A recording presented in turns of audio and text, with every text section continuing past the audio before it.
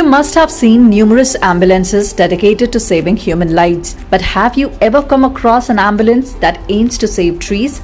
Well, in the city of Lake Sudaipur, the Namokar Seva Sansthan Trust launched Tree Ambulance, a unique initiative to promote tree conservation and preserve the city's greenery.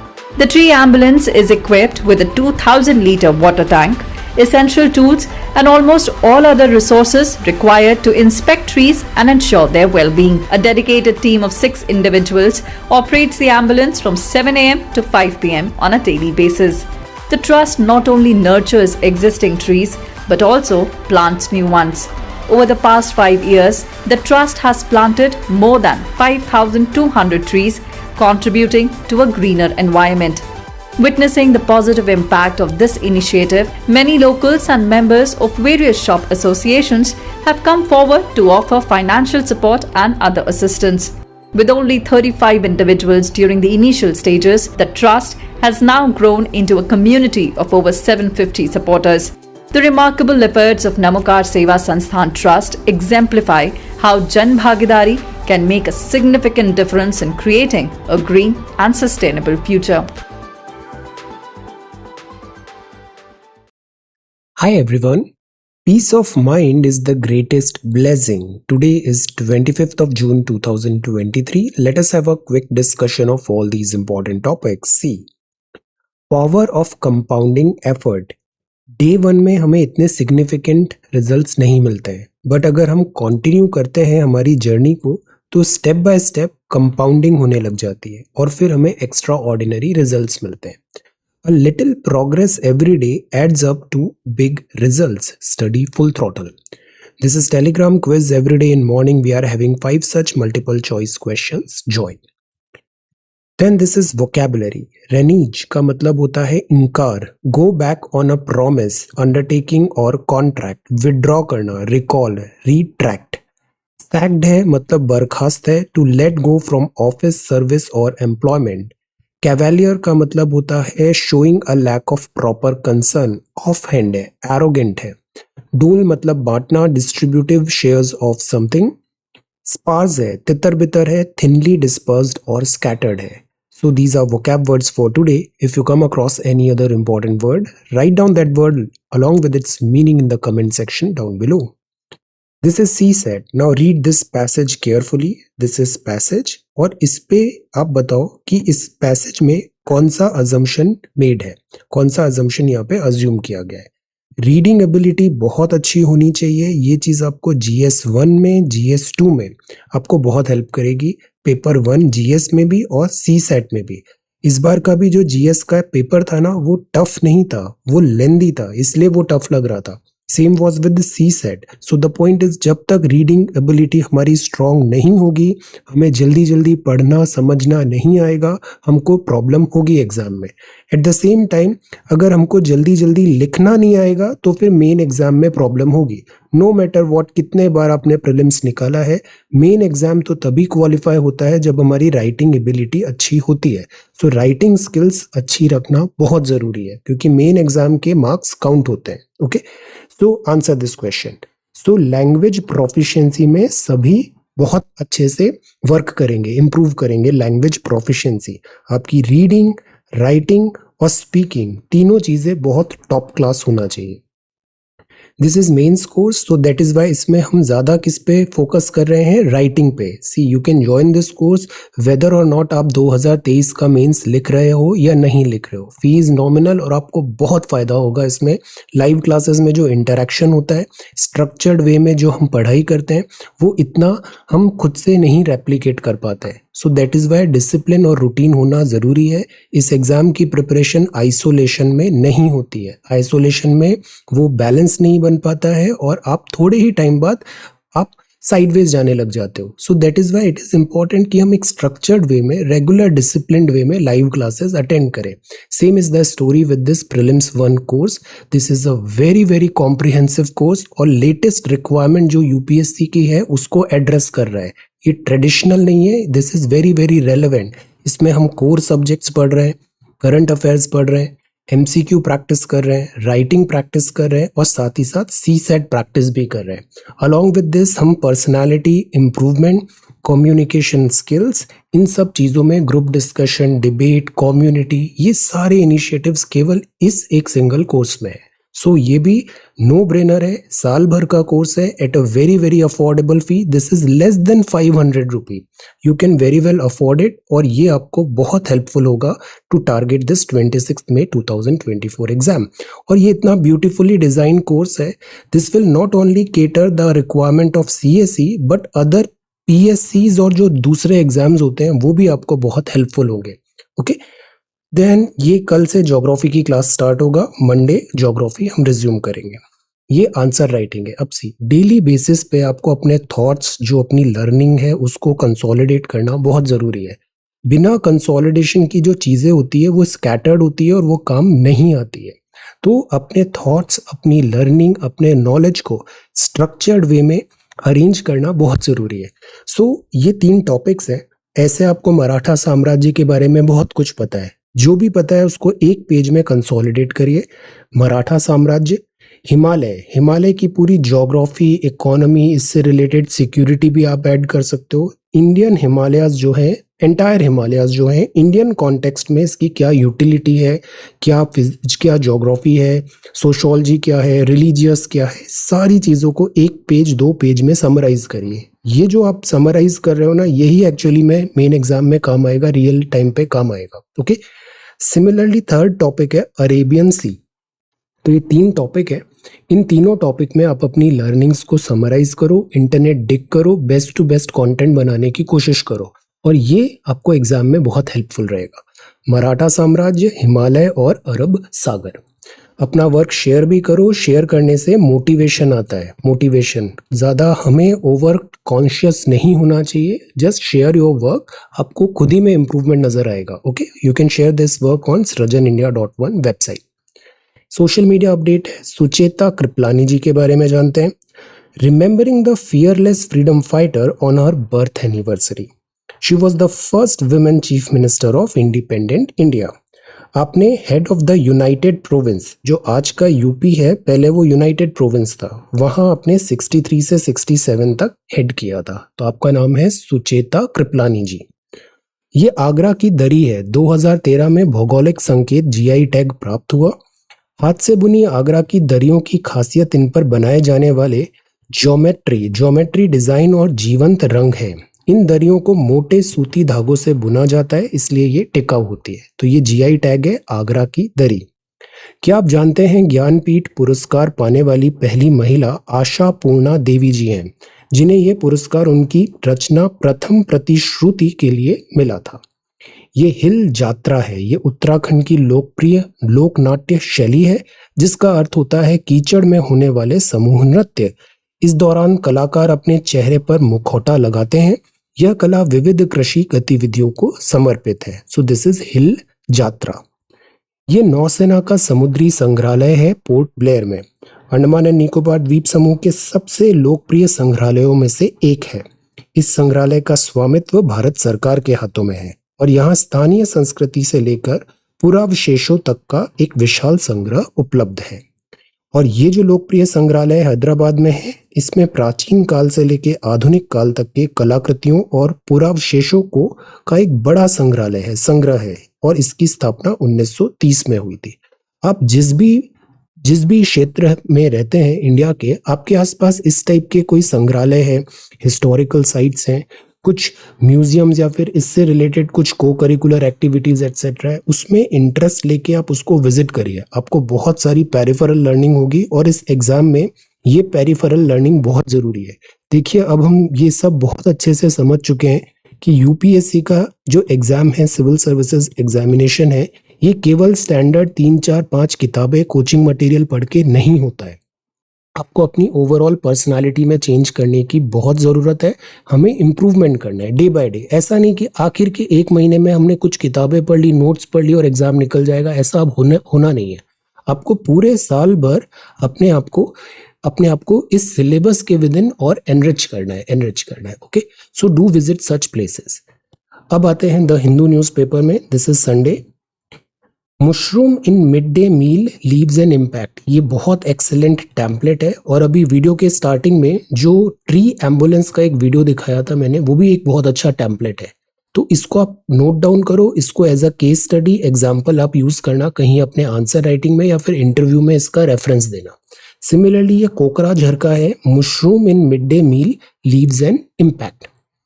ये Wagner है, this is Russia, coup type situation, will discuss it later. A missing letter means no work, इसका क्या मतलब होता है?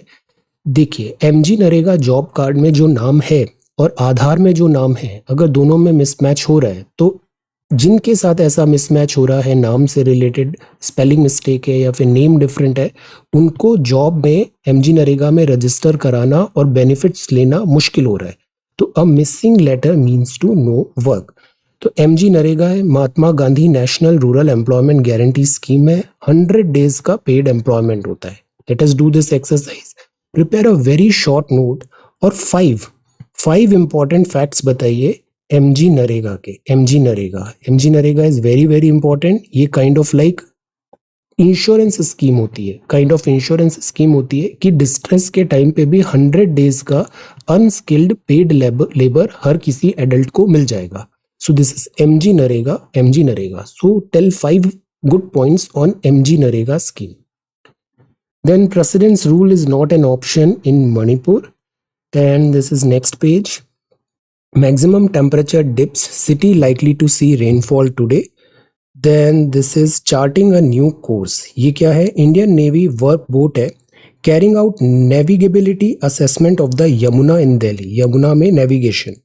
तो 14 knots की speed से क्रूज हुआ, 11 मीटर लॉन्ग था। बारासिंगा जो इस बोट का नाम है, इसने 11 किलोमीटर ट्रैवल किया सिग्नेचर ब्रिज से आईटीओ बाराज तक। दिल्ली में वैसे भी ट्रांसपोर्टेशन का बहुत प्रॉब्लम है, तो हम क्यों ना यमुना में नेविगेशन ओपन करें और ये ट्रांसपोर्टेशन की तरह यूज करें। इससे दो फायदे होंगे, एक तो यमुना एज अ ट्रांसपोर्टेशन की तरह यूज होगी, तो इसमें इनपुट्स होगा, हम यमुना को और ज़्यादा क्लींस करने की कोशिश करेंगे, वाटर इस पे ज़्यादा रखने की कोशिश करेंगे, तो ये ओवरऑल यमुना की हेल्थ के लिए अच्छा होगा। दूसरा, जो दिल्ली ओवर क्राउडेड है, तो वहाँ पर भी such type of water veg से जो ट्रांसपोर्टेशन है वो ईजी होगा। तो हमें रेजुविनेट करना है यमुना का flood plain. Instead of new dog sterilization centre use existing veterinary hospitals. अब ये जो यमुना वाला है ना, ये भी एज अ केस स्टडी आप कहीं अपने एग्जाम्पल में यूज कर सकते हो। तो देखिए, यही पर्पस होता है न्यूज़पेपर का। न्यूज़पेपर से हम आइडियाज लेते हैं, हमारा जो थॉट्स होता है उसका ओरिएंटेशन करेक्ट रखते हैं कि आज की डेट में कैसे चल रही है चीजें। इसी को एनरिचमेंट बोलते हैं, एनरिचमेंट। देन जैसे ये है, India says no to drugs. Drugs bad, drugs नहीं लेना है, ड्रग्स बहुत बुरी बात है।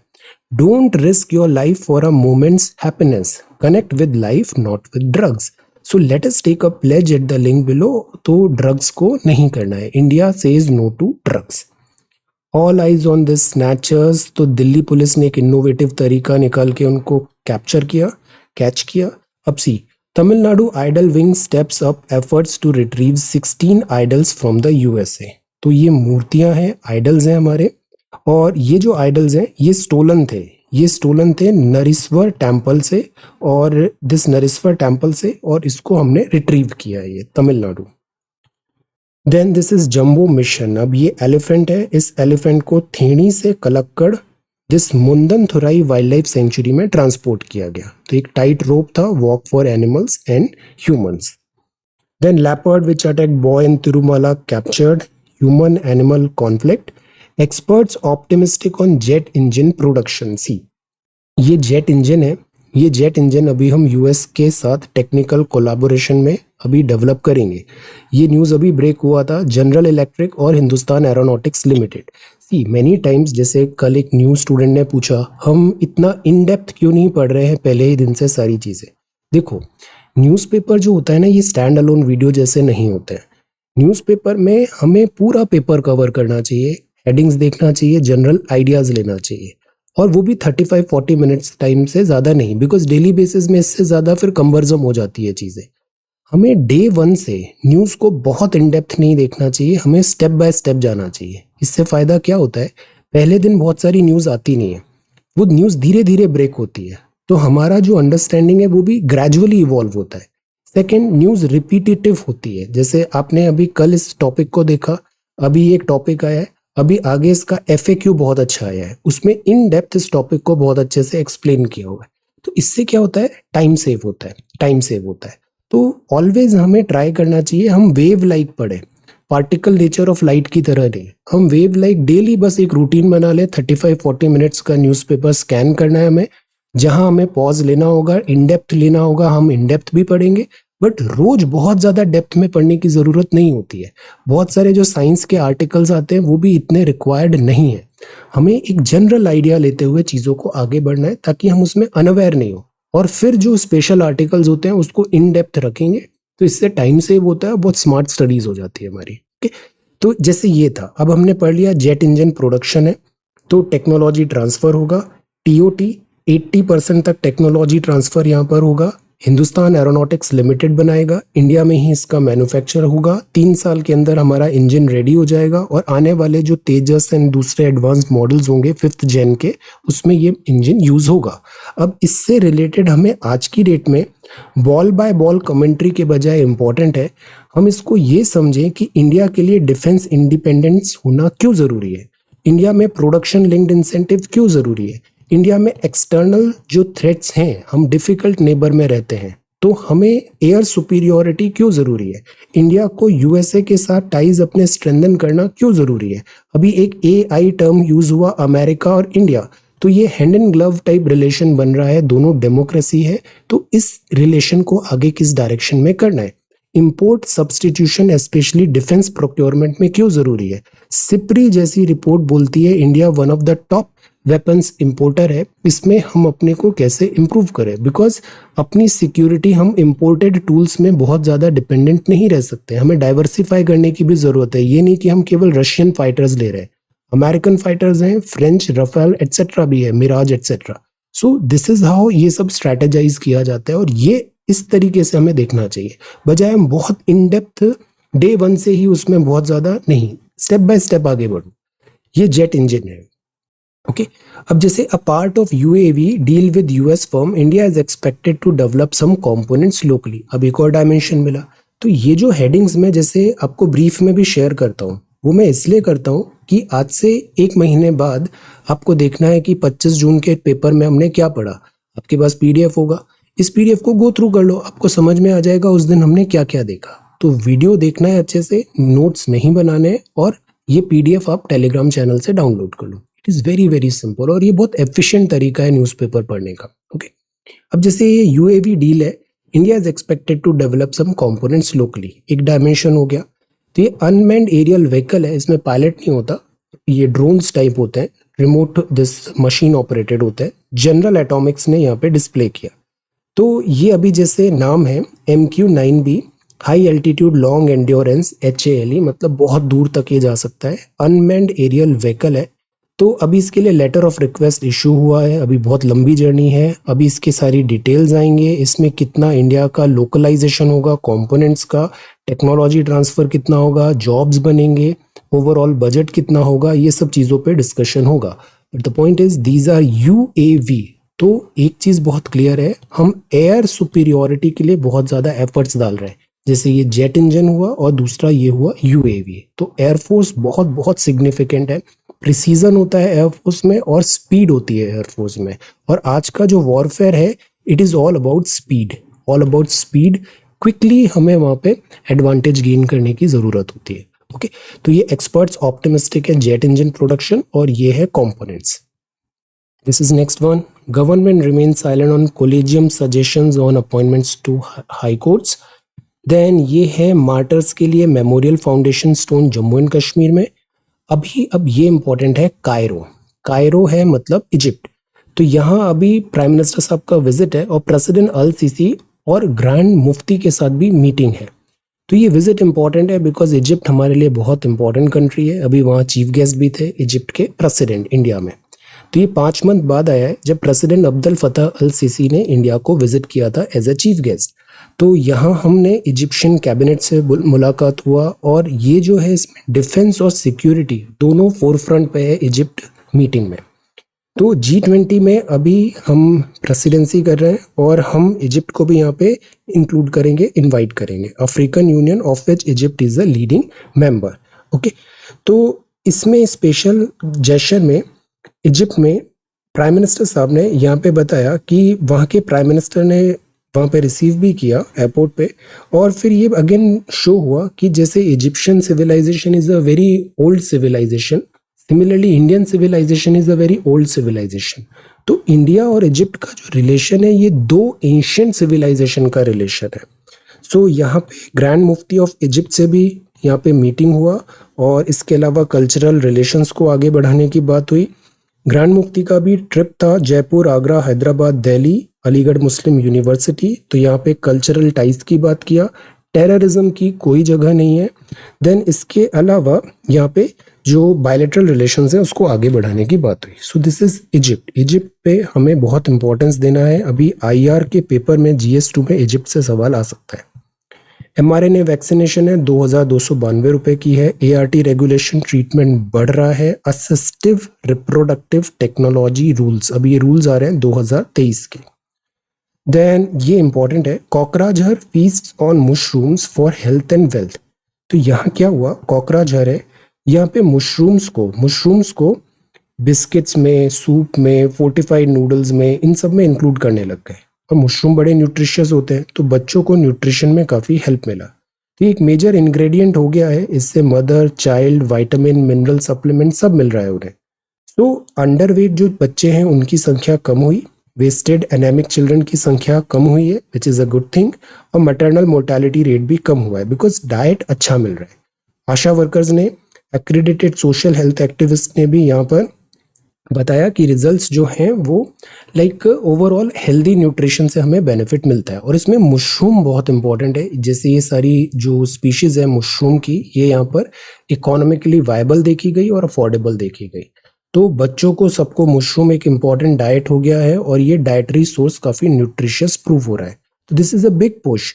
सिमिलरली बोडोलैंड टेरिटोरियल काउंसिल में भी मशरूम मिशन 2021 लॉन्च हुआ था। अब कोकराझार भी एरी सिल्क से मशरूम की तरफ मूव कर रहा है। 1 डिस्ट्रिक्ट 1 प्रोडक्ट। आप बता सकते हो ODOP क्या है? 1 डिस्ट्रिक्ट 1 प्रोडक्ट। तो कोकराझार अभी एरी सिल्क से कन्वर्ट हो रहा है मशरूम की तरफ। तो ये जो मशरूम है ये काफ़ी हेल्पफुल प्रूव हो रहा है और इसको आगे बढ़ाया जाएगा। अब ये एक बहुत अच्छी केस स्टडी है, इससे विमेन एम्प्लॉयमेंट भी हो रहा है मशरूम कल्टीवेशन से। Kokrajhar district of Assam. Okay, so this is again a important case study, note it down. ये आइडियाज आपके पास टेम्पलेट्स रेडी होने चाहिए, इनको यूज करना है आपको आगे अपने इंटरव्यू में और मेंस में। प्रीलिम्स से भी इससे सवाल आ सकता है। जैसे यहाँ पे पूछा है सिल्क की कितनी वेराइटीज हो सकती है, आप बता सकते हैं? Big ideas small steps proposed at French climate finance summit. अब ये बात है कि हो सकता है वुहान से नहीं हुआ है, दिस इज अर्ली। US ने कहा है let us see, no proof that covid was created in Chinese lab. The role of Y chromosomes in cancer outcomes studied. See, X और Y क्रोमोसोम्स होते हैं, मेल में Y क्रोमोसोम्स होते हैं और मेल में कैंसर ज्यादा हो रहा है। तो ये एक स्टडी में देखा गया कि ये Y क्रोमोसोम के कारण तो नहीं हो रहा है, ऐसा एक स्टडी बोल रही है। ये tundra diversity decline see with sea ice disappearance. तो सी टुंड्रा जो है, टुंड्रा वहाँ पे आइस, आर्कटिक कल ही हमने पढ़ा था, आर्कटिक आइस 2040 तक पूरी डिसॉल्व हो जाएगी और उसके कारण यहाँ की बायोडाइवर्सिटी पे इम्पैक्ट होगा। तो देखो, लार्ज हर्बीवोर्स है, कैरिबू, मस्क ऑक्सन, इनकी पॉपुलेशन डिक्लाइन हो रही है और इससे क्या होगा, एक और मास एक्सटिंक्शन हो सकता है स्पीशीज का। तो टुंड्रा की जो आइस दिस मेल्ट हो रही है, इससे ग्लोबल क्लाइमेट चेंज हो रहा है और बायोडाइवर्सिटी पे ह्यूज लॉसेस होगा। Hard and soft materials from a fatigue resistant fan. तो ये mussel shell opens and shuts without damage for hundreds of thousands of cycles during this life time. तो ये हिंज कैसा बना है, इससे हम बायोमेमिक्स करने की कोशिश करेंगे। तो ये नैनो वायर हमने रिब्स ऑफ फैन बना होता है और ये इसका डिज़ाइन ऐसा होता है कि ये बहुत ड्यूरेस इसका ज़्यादा होता है, ये फटीग नहीं होता। मेटल्स में क्या होता है, फटीग होने लग जाता है।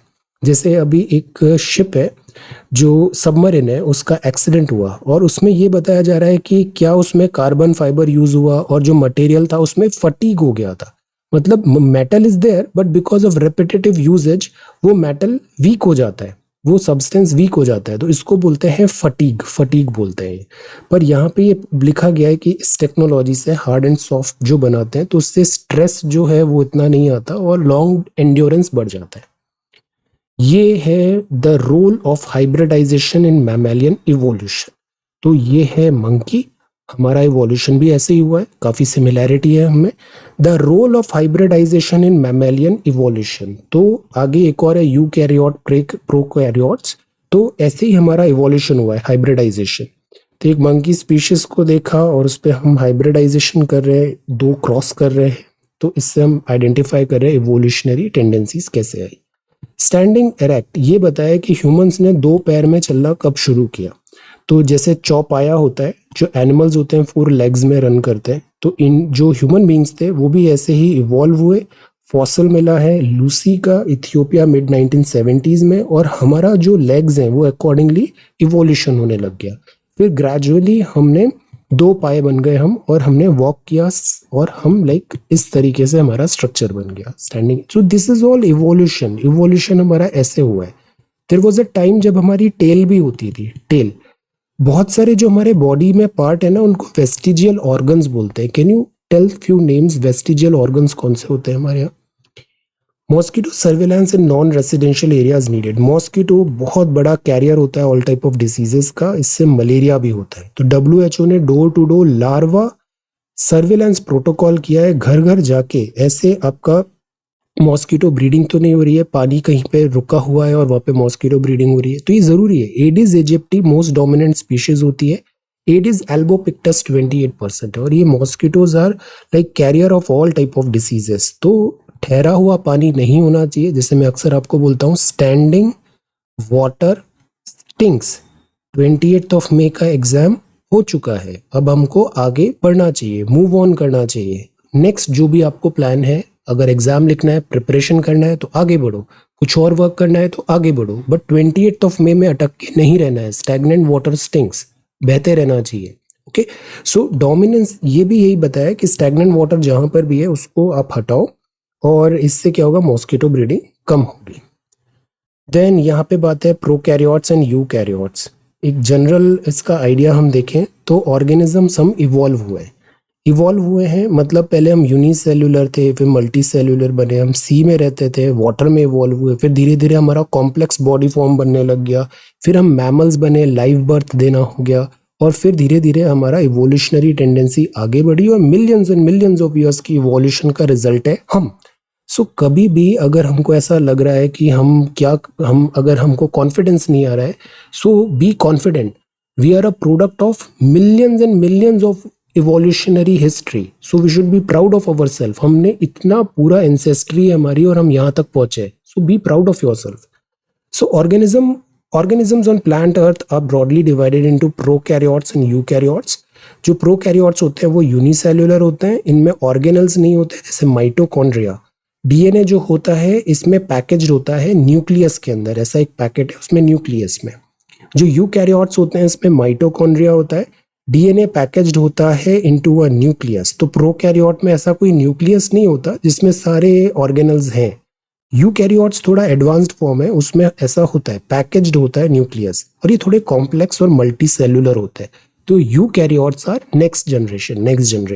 जैसे हम पढ़ते हैं ना, कंप्यूटर्स की जनरेशन है, first generation, second generation, third generation, तो यूकैरियोट्स इवॉल्व्ड फॉर्मेट में होते हैं। अब इनका इवोल्यूशन भी धीरे धीरे हुआ है, यहाँ बहुत सारी बायोलॉजी है। फिर इस तरीके से हमने, जैसे पहले बैक्टीरिया थे, फिर धीरे धीरे इवॉल्व हुआ, आर्केया नाम आया, देन इसके बाद और फर्दर हमारा जियोलॉजिकल इवोल्यूशन हुआ। ओरिजिनली हम सीज में थे, समुद्र में थे, पानी में थे, फिर हम धीरे धीरे जमीन पे आए। ऐसी बहुत सारी माइथोलॉजी है, जैसे नॉर्स माइथोलॉजी है, जो थॉर मूवी आती है ना मार्वल की, उसमें यही माइथोलॉजी दिया हुआ है, ash gourd gods in Norse mythology. उसमें भी बताया इकोसिस्टम इस तरीके से रियल्म बनना चालू हुआ। तो हमारे एंसेस्टर्स थे mitochondria, power house of this cell भी जिसे बोलते हैं, और फिर धीरे धीरे हम कॉम्प्लेक्स लाइफ फॉर्म आगे बढ़ा। तो this is our journey. Similarly जो प्लांट्स हैं वो भी लिविंग बीइंग होते हैं, बोस साहब ने बताया था, प्लांट्स जो हैं वो भी लिविंग बीइंग की तरह एक्ट करते हैं। तो द पॉइंट इज कि प्लांट्स का इवोल्यूशन होता है, फ्लोरा फोना दोनों इवोल्यूशन होता है। हम कार्बन बेस्ड लाइफ फॉर्म है, प्रोटीन्स बनते हैं अमीनो एसिड से, और फिर इससे हमें डिफरेंट जो हमारे फीचर्स होते हैं, कॉम्प्लेक्स लाइफ फॉर्म बनते हैं, और ऐसे करके प्रोकैरियोट से यूकैरियोट्स और mammals then this present life form अभी एग्जिस्ट हुआ है। And because of anthropogenic activities ये जो लाइफ फॉर्म है ये तेजी से एक्सटिंक्ट हो रहा है। अभी एक 6th मास एक्सटिंक्शन की बातें चल रही है। तो ये हो गया साइंस। अब देखिए, why is US India fighter jet deal important. ये जो टॉपिक है ना, इसको हमें अच्छे से देखना है। तो न्यूज़पेपर में ऐसा कभी नहीं करना चाहिए कि पहले ही दिन हम चैंपियन बनने की कोशिश करें। No, gradually step by step हम आगे बढ़ते हैं, तो इससे टाइम बहुत सेव होता है। तो why is US India fighter jet, और रेंज कवर करना बहुत जरूरी है। जैसे देखो 30-35 मिनट्स में हम कितनी सारी रेंज कवर कर लेते हैं। This is very very important daily basis video पे। तो US India fighter jet deal क्यों इंपॉर्टेंट है, तो इसमें जनरल इलेक्ट्रिक और हिंदुस्तान एरोनॉटिक्स लिमिटेड ने मेमोरेंडम साइन किया है। अभी आगे बहुत लंबी जर्नी है, और F414 इंजन हम को प्रोड्यूस करेंगे, और इससे इंडियन एयरफोर्स को स्ट्रेंथ मिलेगी, और आने वाले जो फाइटर जेट्स हैं वो इस इंजन से हमें बनेंगे। और अगर हमने ये इंजन में को प्रोड्यूस किया तो हमें टेक्नोलॉजी सीखने को मिलेगा, आगे चल के हम और नई चीजें भी सीख पाएंगे। तो this is what it is important कि हम यहाँ पे कोलैबोरेशन करें। देखो आइसोलेशन में बहुत मुश्किल होता है चीजें, कोलैबोरेशन करना है, कुछ नई चीजें सीखेंगे, एक नया डायरेक्शन मिलेगा, इंफ्रा पुश होगा, टेक्नोलॉजी पुश होगा, तो ओवरऑल हमें बेनिफिट होता है। तो ये लैंडमार्क साइन हुआ है अभी मार्क 2 LCA में ये यूज होगा जेट इंजन। अब इसमें इतना इंपॉर्टेंस क्यों है, ये डील मोस्ट प्रोबेबली हो जाएगा बिकॉज इंडिया के लिए अभी बहुत फेवरेबल है चीजें। यूएस में भी, यूएस को इंडिया की बहुत रिक्वायरमेंट है, इंडिया को भी यूएस की रिक्वायरमेंट है, दोनों म्यूचुअली इसको आगे बढ़ाना चाहिए। इसमें सबसे अच्छी बात है 80% टेक्नोलॉजी ट्रांसफर होगा, बिकॉज ये जो इंजन और जो प्लेन्स की टेक्नोलॉजी होती है ये बहुत नीश टेक्नोलॉजी होती है, इजीली अवेलेबल नहीं होती है।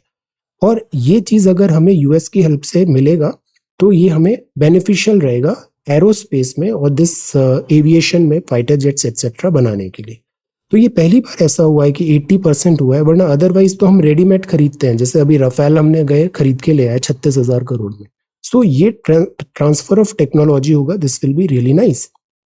तो यूएस कांग्रेस का अप्रूवल हो जाएगा। ये इंजन पहले भी हमने ट्राई किया था, बट इस बार सब अच्छे से हो जाना चाहिए। क्रिटिकल टेक्नोलॉजी है यहाँ पे, और इससे इंडिजिनस टेक्नोलॉजी को डेवलपमेंट मिलेगा। देखो पहली सक्सेस मुश्किल होती है, बट अगर वो हो जाता है, हमें टेक्नोलॉजी ट्रांसफर में हेल्प मिलता है, इंजन हम बनाते हैं, तो इससे मल्टीप्लायर इफेक्ट होंगे और हमें आगे का जो प्रोजेक्ट्स है वो ईजी होंगे। जैसे इससे पहले कावेरी प्रोजेक्ट था जो कंप्लीट नहीं हो पाया था। तो जीई जो है जनरल इलेक्ट्रिक, काफ़ी बड़ा नाम है दिस एविएशन में। हम इस डील के बारे में बाकी डिटेल्स देखेंगे, कितने पैसे एटसेट्रा का है, बट डीआरडीओ ने भी कहा है कि this is really really nice. तो मार्क 2 होगा, ये मार्क 1 जैसे जनरेशन्स होती है, तो इसमें लाइक आपको वेपनरी भी फिट करना पड़ता है। इसमें स्कैल्प, क्रिस्टल, मेज, स्पाइस 2000 ये डिफरेंट मिसाइल्स हैं। ये LCA मार्क 2 में लॉन्ग रेंज की एंड्योरेंस मिसाइल्स भी यहाँ पर होंगी। सो this is again really really good.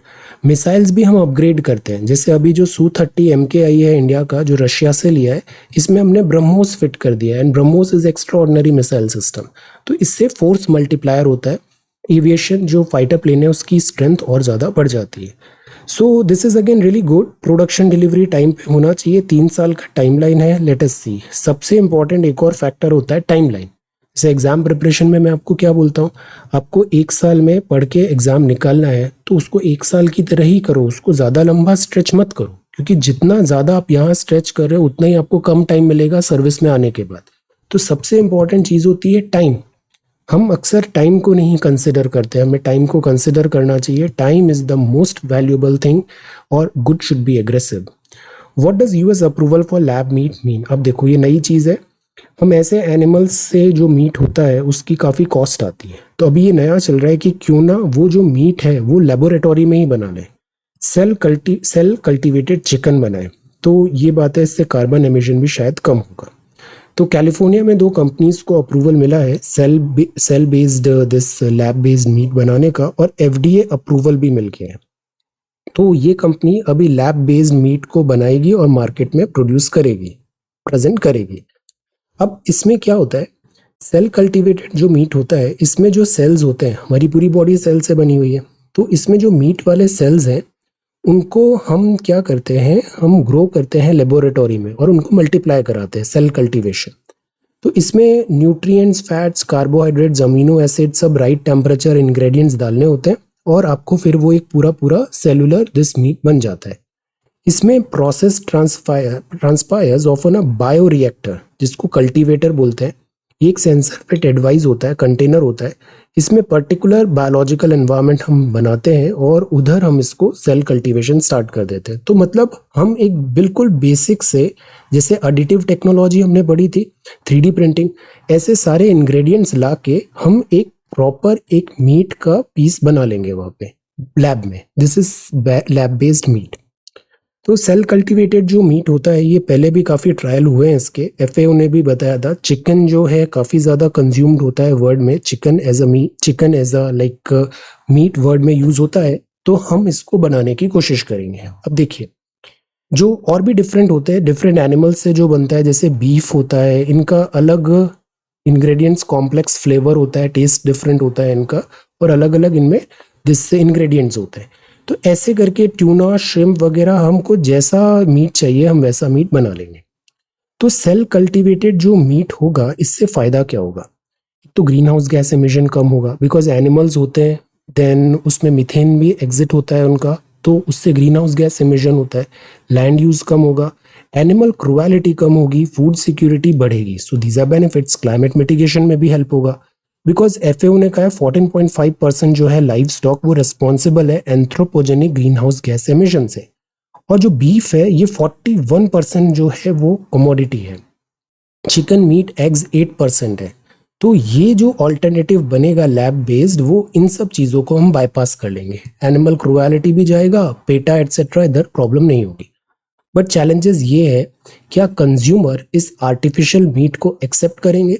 क्या वो परफेक्टली सब्सटीट्यूट होगा एनिमल मीट का, टेस्ट में, टेक्सचर में, अपीयरेंस में?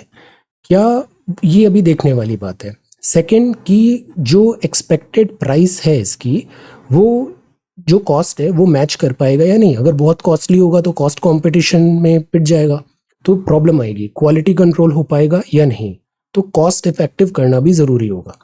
तीसरा, कि ये जो मीट बनेगा, क्या इसमें quality of final product compromise तो नहीं होगा? प्लस आपको कितने सेल्स चाहिए होंगे, कितना इनपुट चाहिए होगा, तो ये भी देखने वाली बात होगी। प्लस अनसर्टेनिटीज़ भी हैं कि this is again work in progress. हो सकता है एनवायरमेंटल इम्पैक्ट इतना भी कोई बेनिफिट नहीं हो लैब बेस्ड मीट से। और बहुत सारा एम्प्लॉयमेंट की भी बात आएगी यहाँ पे, पीपल का एम्प्लॉयमेंट जो इस इंडस्ट्री में ऑलरेडी है। So this is lab based meat. ये है, does China Pak nuclear deal flout global rules? दोनों कंट्रीज को भी वर्ड सीरियसली नहीं ले रहा है। Let us see. Then this is rebalancing portfolio, deep sea tragedy. This is again really really nice, really really wrong.